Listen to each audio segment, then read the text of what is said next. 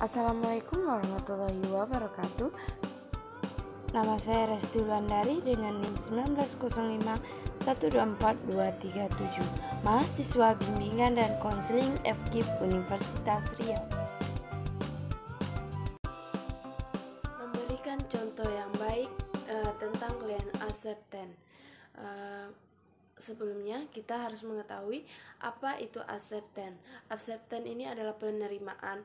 Berarti konselor dapat menerima kliennya secara hangat, ramah, suma, dan bisa menerima kliennya dengan apa adanya walaupun berarti tidak menyetujuinya.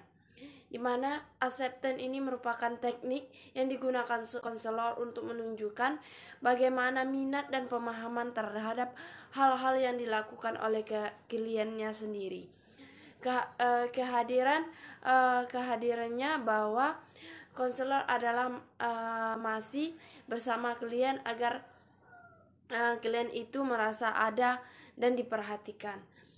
Jadi dapat kita simpulkan bahwa klien acceptance ini adalah proses penerimaan secara di dalam teknik klien acceptance ini kita harus bisa memberikan senyuman yang terbaik, memberikan salam, perkenalan diri, memberikan kontak mata yang menghangatkan, dan juga kita harus bisa menerima bagaimana klien kita tersebut. Contohnya, Assalamualaikum Bu. Waalaikumsalam Nah. Ayo Ananda silakan masuk duduk yang telah disediakan ya. Baik Bu, makasih. Apa kabar Ananda? Apakah sehat? Apakah ada permasalahan yang harus dibahas dalam kegiatan kita pada hari ini? Oke, sebelumnya Ananda semuanya perkenan untuk menjumpai Ibu pada saat ini. Oke, baik. Silahkan duduk ya. Baik, sekarang silahkan ceritakan apa permasalahan yang Ananda miliki. Akan terlebih dahulu dirinya ya. Bagaimana? Oke, namanya siapa tadi? Nanda. Oke, Nanda.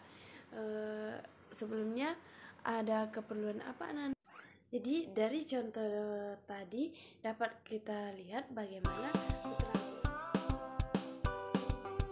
keterampilan merespon. Yang pertama yaitu merespon klien yang emosional dalam proses konseling.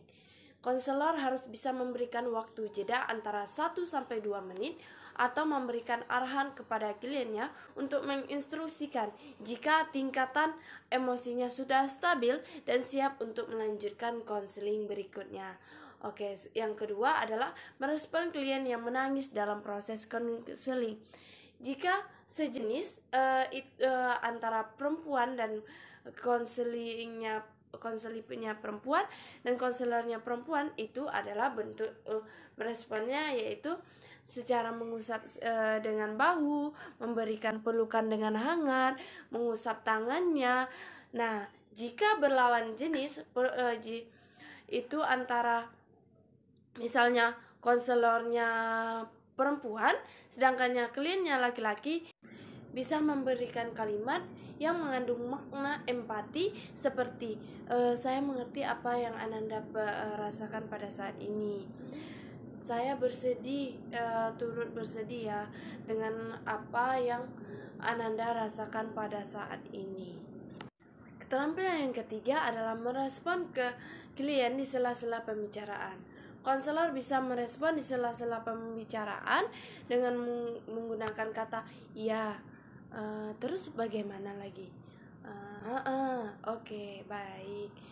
Nah, dengan memberikan respon kata tersebut, klien akan merasakan bahwa konselornya itu benar-benar serius memperhatikan cerita dan apa yang ia rasakan pada saat ini. Contoh keterampilan merespon yang saya angkat dari deskripsi masalah klien saya tadi.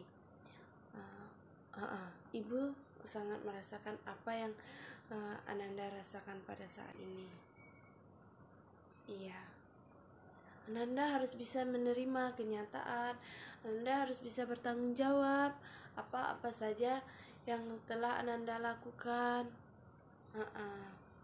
Ya, benar sekali. Ananda tidak boleh berlarut dengan bersedih terus ya. Harus semangat. Karena ingat, ada orang tua yang membuat Ananda itu bangkit lagi ke depannya. Ya, benar sekali.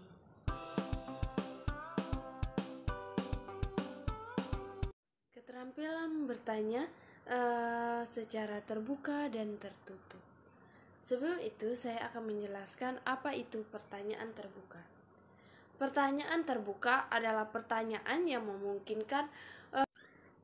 Kemudian pertanyaan tertutup adalah pertanyaan yang biasanya dapat dijawab dengan kata ya atau tidak, atau dijawab dengan satu kata atau dua kata saja. Contoh pertanyaan terbuka di dalam proses konseling individual saya yang saya angkat dari deskripsi masalah saya tadi. Contohnya adalah yang pertama, sekarang kalau boleh tahu apa permasalahan yang Ananda hadapi sekarang ini. Nah, contoh yang kedua, kalau boleh tahu bagaimana cara belajar Ananda pada saat semester kemarin itu, kok bisa Ananda itu mengambil semester pendek dan nilai Anda itu sangat jelek. Pertanyaan ketiga, nah, jika Ananda sudah menyadari ini, bagaimana, kalau boleh tahu bagaimana perasaan seperti apa perasaan yang Ananda rasakan pada saat ini. Contoh pertanyaan tertutup yang saya angkat dari deskripsi masalah saya tadi adalah yang pertama, berapa banyak mata kuliah yang nilai kamu harus perbaiki, nak? Jadi intensitas belajar kamu di semester lalu menurun itu karena kamu menunda-nunda pekerjaan kamu, dan juga kamu itu sering lalai.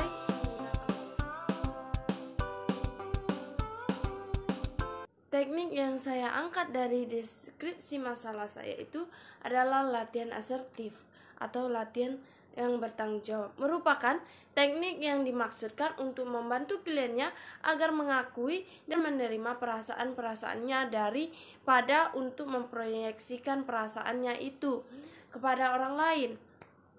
Nah, dalam teknik ini konselor meminta kliennya untuk membuat suatu perasa jenuh, dan saya bertanggung jawab atas kejenuhan itu. Saya tidak tahu apa yang harus saya katakan sekarang, dan saya bertanggung jawab atas ketidaktahuan nyataan. Dan kemudian klien itu menambahkan dalam pernyataan itu dengan kalimat, dan saya bertanggung jawab atas hal itu. Misalnya tadi saya meskipun tampaknya mekanis itu, tetapi menurut Gestalt akan membantu meningkatkan kesadaran klien kita akan perasaan-perasaan yang mungkin selama ini ia ingkari. Jadi kita membuat di dalam teknik ini membuat klien kita itu harus bisa bertanggung jawab apa saja hal-hal yang telah dilakukannya dengan menggunakan kata yang seperti tadi yang saya jelaskan tadi.